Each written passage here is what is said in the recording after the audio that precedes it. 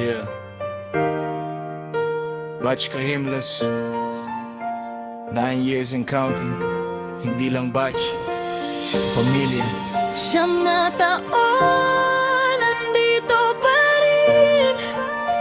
Di napatid ang ating damdamin. Kahit saan man tayo dalhin, Kahimlas, iisa pa rin. Sabay sa hirap, sabay sa saya, walang iwanan hanggang dulo ng laban. Salamat Diyos, sa bawat umaga ikaw ang lakas ng aming samahan.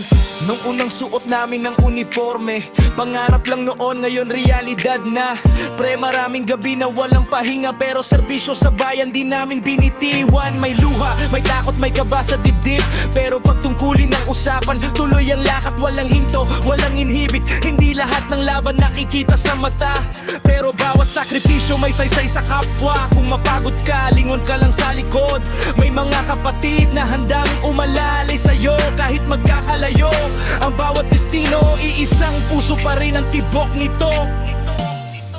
Siyam na taon, nandito pa rin. Dito patid ang ating damdamin. Kahit saan man tayo dalhin, Kahimlas, iisa pa rin. Kahimlas,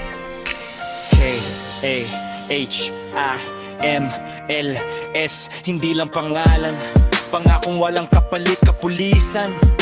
Hindi mag-aatubiling lumaban at sumakripisyo.